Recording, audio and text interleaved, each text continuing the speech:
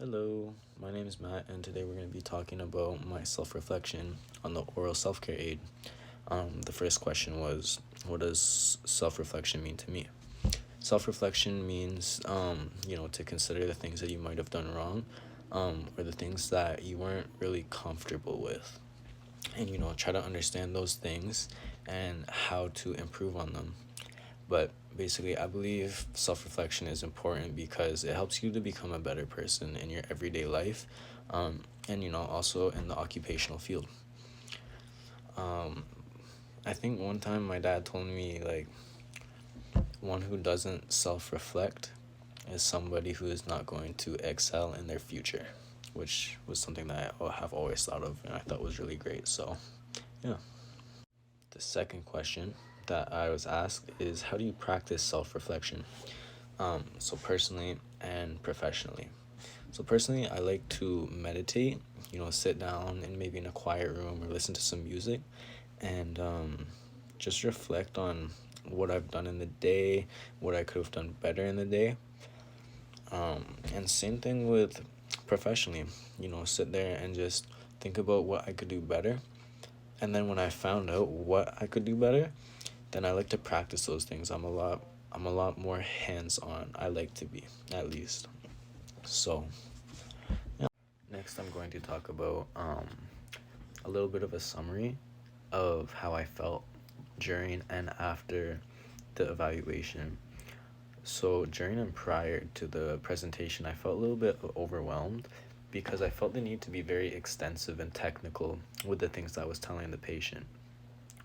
I felt as though I needed to be technical as possible, as if I was like inputting answers into like a scantron or something, and if I didn't say the right thing, it was going to be bad. But obviously that's not the case because everybody's humans, and you know they're not gonna be like, oh, you're wrong, that's a bad answer. Now I'm just gonna talk about my role in the OSC aid, and what I presented. So basically, my role was to suggest an OSC aid other than our main one, which was a toothbrush. And then I also needed to educate the patient on the caries process and steps to break the chain, essentially. After that, I kind of gave a step by step demonstration on how to use the water flosser, and then I let the patient try herself, like how to use it on the teeth that we had. So the next question I was asked is my strengths and weaknesses as a oral self-care educator. I want to say anything that is practical and hands-on is kind of going to be my expertise.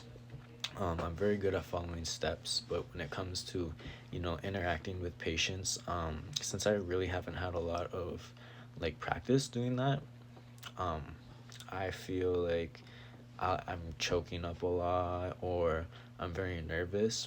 But I know this is something that's gonna, change over time and it's gonna get better.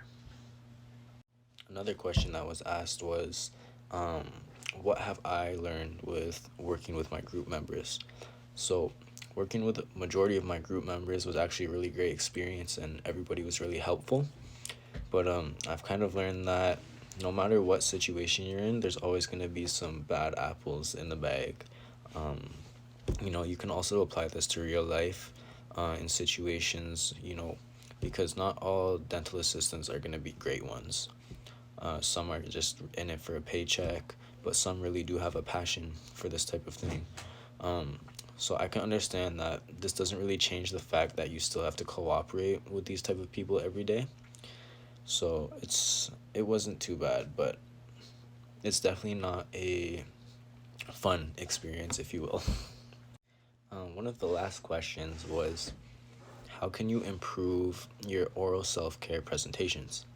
So I believe I can improve my oral self-care presentations by being more genuine and one-to-one with my patients. I feel as though a lot of dental assistants and students that are in dental assisting look at patients as quote unquote patients and not actual like humans that you are talking to. I feel like if you if you can learn and treat these people the same as you would treat anybody else in obviously a professional manner, you do a great job and I would do a great job, and also not feel so anxious when you're talking one on one with that person. So the last question is, things I would do to prepare myself for the third semester. So, to prepare myself for the third semester, I plan on becoming even more organized than I was in the first and in the second. So, making sure I understand the content and making sure I can explain the content is something that's very vital to my learning, and, my education as well. So, I'm very passionate about the work that I do, but I understand I need to put a lot more energy into the grand scheme of things and just a lot more passion in general. At that point, I feel like I'll be more confident about educating my patients and making a change in people's lives overall. Yeah, that's all I have to say today. I want to thank you for listening to my presentation, and yeah, that's everything. Bye bye.